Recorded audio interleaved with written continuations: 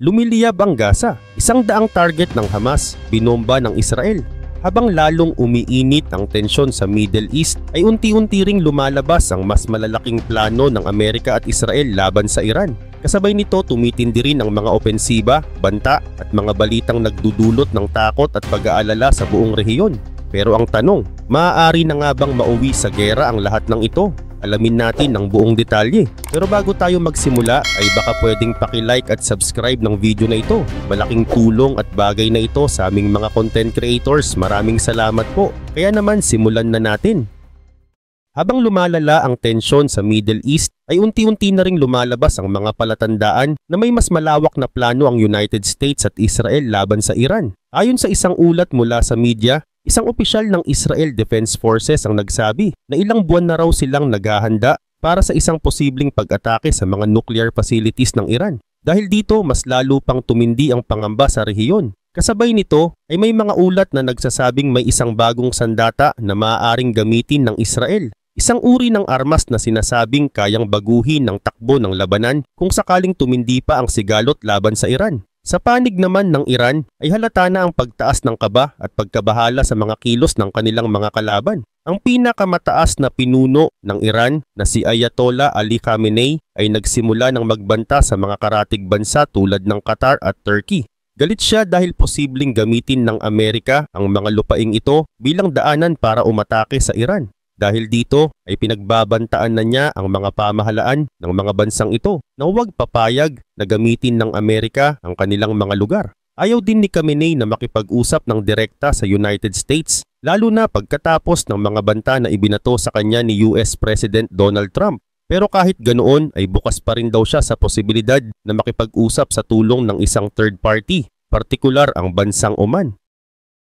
Samantala sa bahagi naman ng Gaza Strip ay mas lalong naging aktibo ang Israel sa kanilang operasyon laban sa grupong Hamas. Sa loob lamang ng isang araw ay mahigit 100 airstrike ang isinagawa ng Israel sa iba't ibang bahagi ng Gaza.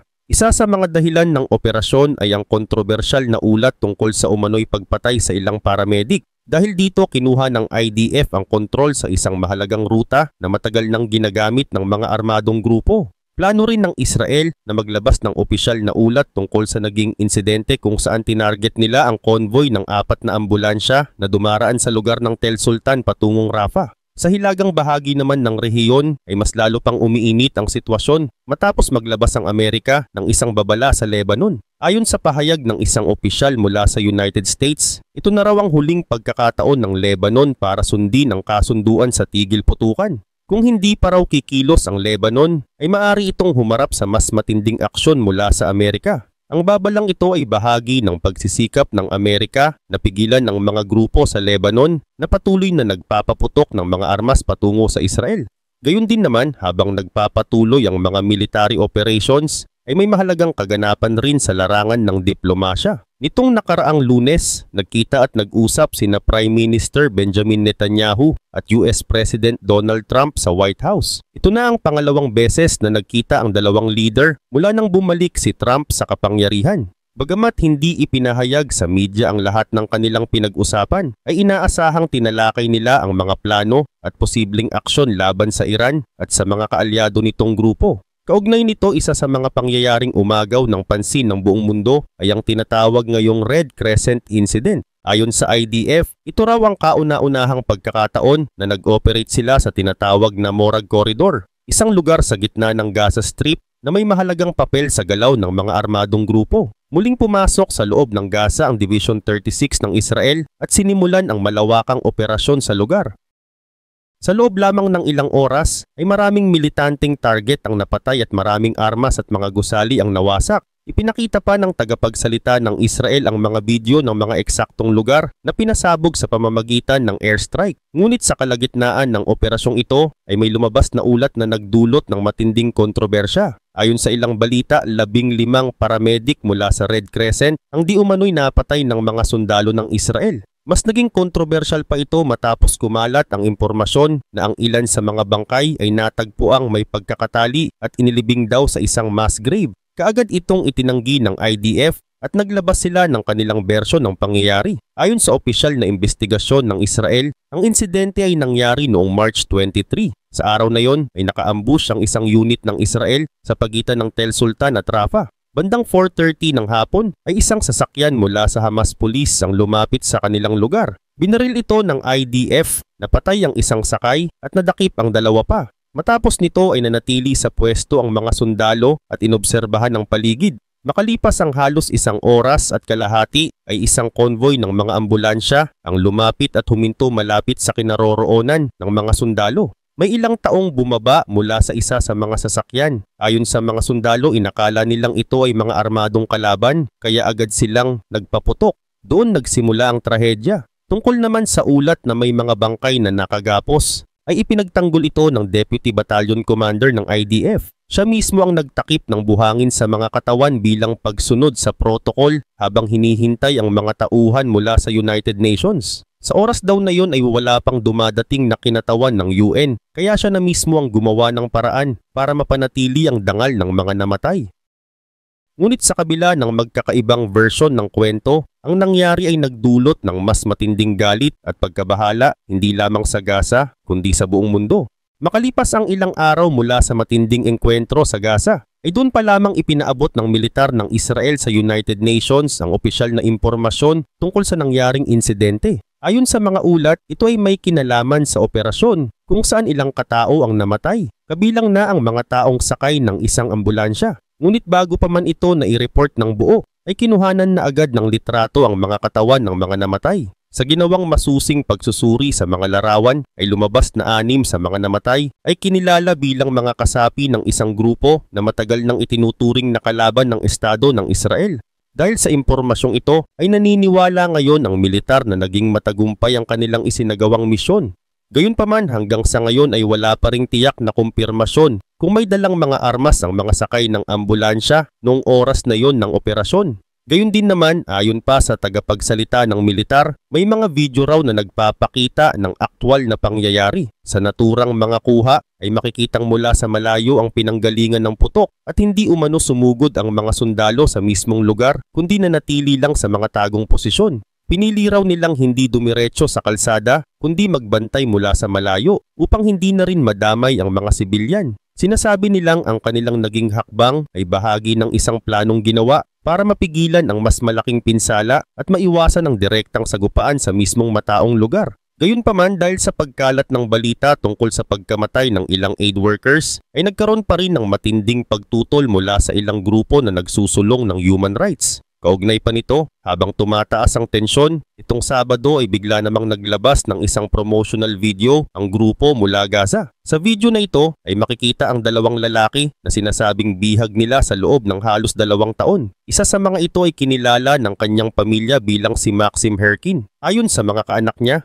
ngayon lamang sila muling nakatanggap ng palatandaan na siya ay buhay pa. Sa dami ng buwan na lumipas ng walang anumang balita, ang simpleng pagkakarinig sa kanyang boses sa video ay nagdulot ng matinding emosyon. Matapos nila itong mapanood ay agad nilang kinumpirma na siya nga ang nasa video. Nakilala nila ang kanyang tinig, mga mata at kilos. Sa sobrang pangungulila ay hindi rin nila mapigilang umasa na baka sa wakas ay may pag-asa na para sa kanyang kaligtasan. Pero sa kabila ng kanilang tuwa ay humiling pa rin ang pamilya na huwag munang ilabas ang video sa publiko hanggat hindi pa ito opisyal na inilalabas. Ayon sa kanila, hindi ito para sa pansariling dahilan kundi para na rin sa kaligtasan ng mga bihag at respeto sa kanilang pinagdadaanan. Samantala, isang gabi ng Linggo ang muling ginambala ng pag-atake. Mula sa Gaza ay pinakawalan ng 10 rocket patungo sa mga lungsod ng Ashdod at Ashkelon na matatagpuan sa Israel. Ayon sa mga ulat, 5 sa mga rocket na ito ay matagumpay na naharang ng air defense system. Ang iba naman ay bumagsak sa mga lugar na walang nakatira o mga bakanting lote na hindi nagdulot ng pinsala sa mga tao. Pero isang rocket ang tumama sa mismong kalsada sa Ashkelon. Dito ay nagkaroon ng matinding pagsabog na ikinasira ng ilang sasakyang nakaparada. Isang lalaki naman na tinatayang nasa edad na 30s ang bahagyang nasugatan. Agad siyang nilapitan ng mga emergency team at binigyan ng paunang lunas sa lugar. Dahil sa lakas ng tama ng rocket ay napagpasyahang dalhin siya sa hospital gamit ang helicopter upang matiyak na makakatanggap siya ng agarang atensyon at masusing gamutan. Sa gitna ng mga nagaganap sa Gaza at Israel ay may isa pang kaganapan sa hilagang bahagi ng rehiyon na hindi rin dapat balewalain. Sa Lebanon ay naging abala ang isang kinatawan mula United States na si Morgan Ortagus sa pakikipagpulong sa mga opisyal ng pamahalaan. Ang layunin ng mga pagpupulong ay iparating na hindi na pwedeng manatiling tahimik o walang aksyon ng Lebanon. Kailangan na raw nilang tuparin ang mga kasunduang dati pa nila pinangakong susundin, lalo na ang mga usapin tungkol sa seguridad at armas sa lugar na nasa timog ng kanilang bansa. Isa sa mga binanggit ay ang lugar sa timog ng Ilog Litani, kung saan matagal nang ipinagbabawal ang presensya ng mga armadong grupo. Ayon sa mga lumabas na ulat, binigyan umano ng huling babala ang Lebanon. Sinabi raw ni Ortagus na hindi na dapat umasa ang Lebanon sa mga maaring mangyari sa negosasyon sa pagitan ng Amerika at Iran. Ang kanilang kinabukasan ay nasa sarili nilang mga kamay at kung patuloy pa silang maghihintay ay baka hindi na nila makayang pigilan ang mga posibleng mangyaring mas malala. Dahil dito hinihikayat ang Lebanon na unahin na ang pagsasaayos ng kanilang pambansang seguridad at ekonomiya. Ang mga reforms na matagal nang inaasahan ay dapat nang simulan sa lalong madaling panahon. Pero sa kabila ng mga hamon ay may ilang positibong senyales. Ayon sa mga source, may ilang opisyal sa Lebanon na nagsasabing naiintindihan na nila ngayon ang bigat ng sitwasyon. Ilang hakbang na raw ang nasimulan tulad ng pagsusuri sa pagkakaroon ng mga armas sa loob ng kanilang teritoryo at ang pag-uusap tungkol sa isang bagong kasunduan na magpapalakas sa kanilang national defense. Isa pa sa mga tinitingnang posibilidad ay ang hindi direktang pag-uusap sa pagitan ng Lebanon at Israel. Bagamat hindi pa sila handa sa harapang negosasyon, ay bukas sila sa paggamit ng mga committee na maaring tumutok sa mga isyu sa hangganan at mga hindi pagkakaintindihan. Ayon sa mga dumalo sa pagpupulong, naging maayos at positibo ang atmosphere ng mga talakayan at ito raw ay maaaring maging simula ng mas malalim na pag-uusap. Para sa Lebanon, mahalaga na magkaroon ng malinaw at matibay na kasunduan na makakapigil sa mga susunod pang offensive mula sa labas. Sa kasalukuyan, isa sa pinakamainit na usapin sa buong mundo ay ang lumalakas na posibilidad ng isang malaking pag-atake laban sa nuclear program ng Iran. Unti-unti nang nabubuo ang senaryo kung saan sabay nakikilos ang Estados Unidos at Israel para sirain ang kakayahan ng Iran na gumawa ng mga nuclear weapons. Marami na ring ulat mula sa iba't ibang international media ang nagsasabing puspusan na ang kanilang paghahanda para sa isang malawakang opensiba. Isa sa mga ulat ay galing sa isang kilalang news outlet mula sa Britain, kung saan sinabi ng isang matataas na opisyal mula sa Israel na kailangan ng harapin ng isyong ito habang may tamang pagkakataon. Ayon sa kanya, dahil si Donald Trump na ang kasalukuyang Pangulo ng Estados Unidos, ito na raw ang pinakaangkop na oras para tuluyan ng tapusin ang banta mula sa Iran. Para sa kanila, wala nang mas magandang panahon kundi ngayon, habang nasa pwesto ang isang leader na kaalyado ng Israel. Pero ayon pa sa ilang opisyal na source mula mismo sa Israel, naniniwala silang may natitira pang konting panahon para sa Iran upang umatras. Kung sakaling mapagdesisyonan ng Iran na itigil ang kanilang nuclear program, ay maiiwasan pa raw ang pag-atake. Subalit habang lumilipas ang mga araw, ay mabilis ding nauubos ang panahong iyon. Habang abala ang Estados Unidos sa pagpapadala ng karagdagang kagamitan, mas tumitindi ang pangamba ng isang hindi inaasahang labanan. Samantala, isa pang kaugnay na balita, noong gabi ng Linggo ay inilabas naman ng isang ulat mula sa isang kilalang pahayagan sa Israel na nagpadala na ang Estados Unidos ng pangalawang THAAD missile defense system sa Israel. Ang sistemang ito ay may kakayahang mag-detect ng panganib mula sa napakalayong distansya na umaabot ng halos 2,000 kilometers. Sa tulong nito ay mas nabibigyan ng proteksyon ng buong rehiyon mula sa posibleng pag-atake gamit ang ballistic missiles o drone mula sa Iran. Pero hindi lang yon, ang sistemang THAAD na ito ay maaari ding ikonekta sa mga depensa ng Israel at pati na rin sa mga base ng Amerika sa iba't ibang lugar tulad ng Turkey, Jordan, Qatar, Egypt at iba pa. Ang ganitong uri ng cooperation ay nagpapalakas hindi lang sa depensa ng isang bansa, kundi sa buong rehiyon. Ibig sabihin kung sakaling maglunsad ng opensiba ang Iran, mas magiging mahirap para sa kanila na isurpresa ang mga kalaban. Subalit habang patuloy na lumalakas ang puwersa ng Amerika at Israel, ay hindi naman nagpapahuli ang Iran. Ayon sa ilang opisyal mula sa kanilang militar, handa raw silang gumanti ng todo kapag sila ay inatake. isa sa mga pinuno ng Iranian Revolutionary Guards Corps, ang nagsabi na kung sakaling umatake ang Amerika o Israel, ay magsisimula raw ang Iran ng isang mas malawak na gulo, isang kaguluhang hindi lang sa kanilang rehiyon mararamdaman, kundi sa buong mundo. Para sa kanila, ito raw ay hindi basta-bastang pagbabanta, kundi isang seryosong babala. Maliban dito, isa pang opisyal mula sa Iran ang naglabas ng pahayag laban sa mga bansang may base militar ng Amerika. Kabilang dito ang Iraq, Kuwait, Qatar, United Arab Emirates, Turkey at Bahrain. Ayon sa Iran, kapag pinayagan ng alinman sa mga bansang ito na gamitin ang kanilang mga paliparan o lupa para sa isang atake, ay ituturing nila ito bilang pagsuporta sa kaaway. Ang sinumang bansa na gagawa nito ay hindi raw makakaligtas sa matinding kapalit na parusa mula sa Iran. Dagdag pa rito mismong si Ayatollah Ali Khamenei, ang pinakamataas na leader ng Iran, ang nag-utos sa kanilang militar na manatiling laging alerto. Ayon sa kanya, sa mga susunod na araw o linggo, maaring may mga kaganapang mangyari na hindi na mababawi pa. Kaya't sa puntong ito ay malinaw na pareho nang naghahanda ang magkabilang panig para sa posibleng malaking sagupaan. Ngunit kung susuriin ng mabuti, ay mapapansin na tila mas natatakot ang Iran kaysa sa ipinapakita nila. Sa halip na magpakita ng tapang ay inuuna nila ang pagbabanta at pananakot. Ngunit sa kasaysayan ng mga ganitong tensyon, ang mga ganitong kilos ay madalas senyales ng pangamba. Kaya kung may mga nanonood ngayon mula sa Iran o Iraq, lalo na yung mga ordinaryong tao na matagal nang pagod sa takot at kontrol ng gobyernong umiiral, baka ito na ang pagkakataong manalangin at umasa sa pagbabago. Marami sa inyo ang tahimik lang pero ramdam ang bigat ng pamumuhay sa ilalim ng matinding paghihigpit. Baka ito na ang simula ng bagong yugto, isang pagbabagong matagal niyong hinihintay. At para naman sa mga miyembro ng Iranian Revolutionary Guards Corps na marunong mag-isip, baka ito na ang tamang panahon para isalba ang sarili. Kung alam niyong palala na ang sitwasyon, baka mas mainam na lisanin na ang inyong pwesto habang may pagkakataon pa. Bitawan niyo na ang uniform, ang mga pekeng dokumento at ang mga perang tinago sa mga lihim na lugar. Dahil ngayong pagkakataon, hindi na basta salita ang sagot ng Amerika at Israel. Seryoso na ang kilos at walang kahit anong sandata o pagbabanta ang makapipigil sa kanilang plano kung kailangang kumilos para sa pandaigdigang seguridad.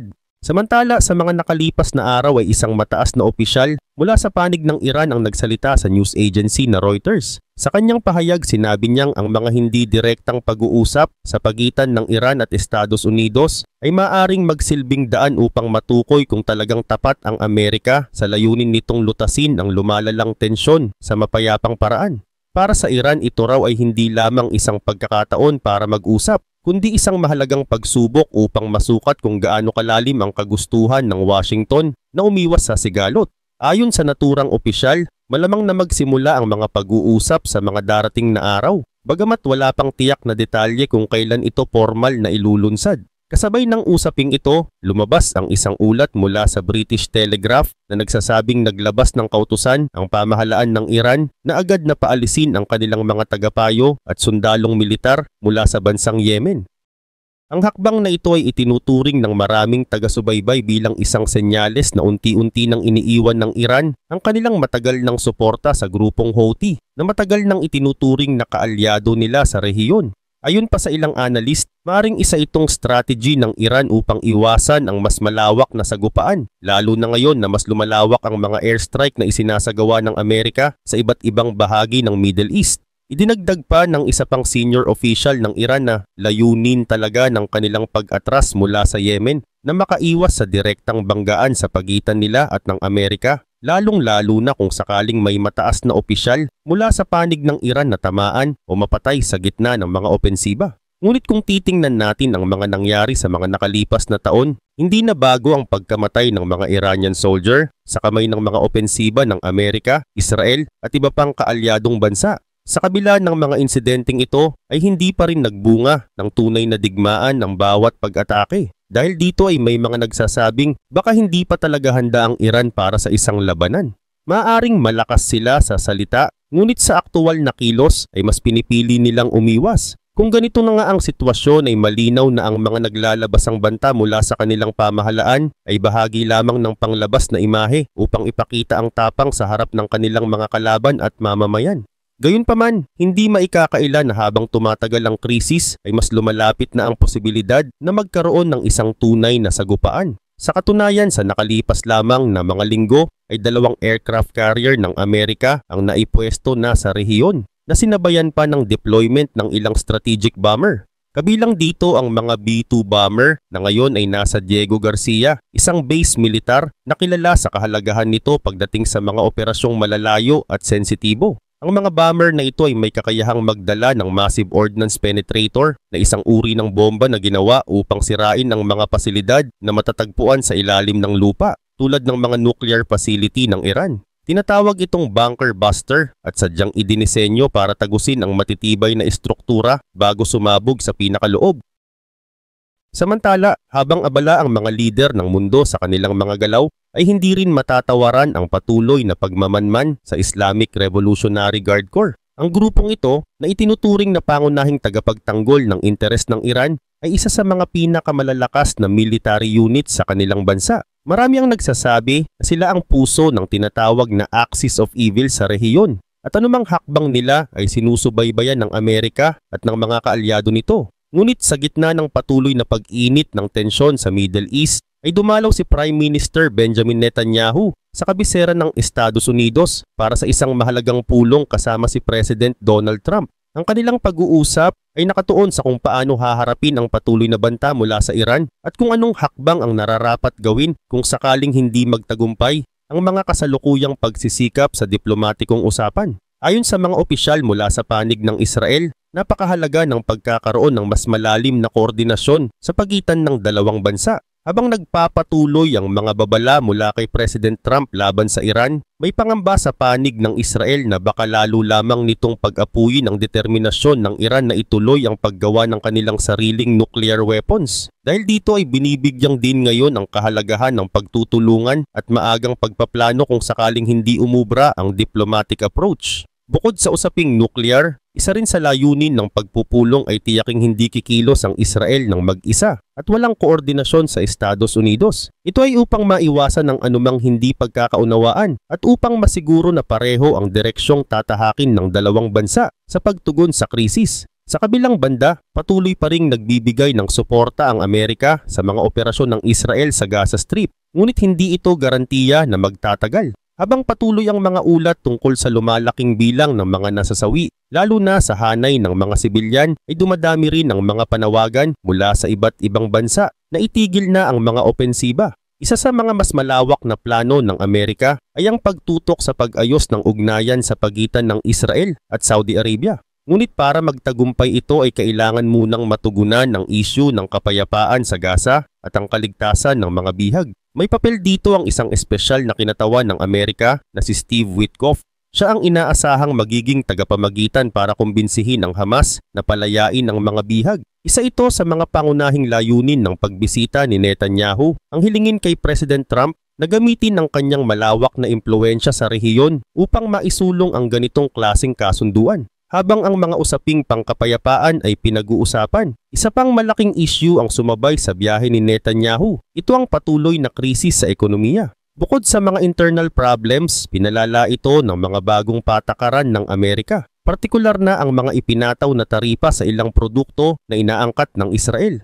Sinubukan na ng pamahalaan ng Israel na magbigay ng kompromiso, kabilang na ang pagtanggal ng taripa sa ilang produkto mula sa Amerika. Pero nanatiling matigas ang paninindigan ng Administrasyong Trump. Dahil dito ay nakatakdang makipagpulong si Netanyahu kay US Commerce Secretary Howard Lutnick upang pag-usapan kung paano maibsan ang epekto ng mga taripang ito sa ekonomiya ng Israel. Ayon sa mga political observer, nababahala ang kanyang gabinete sa mabilis na pagbaba ng stock market at sa posibleng masamang epekto nito sa kabuhayan ng mga mamamayan.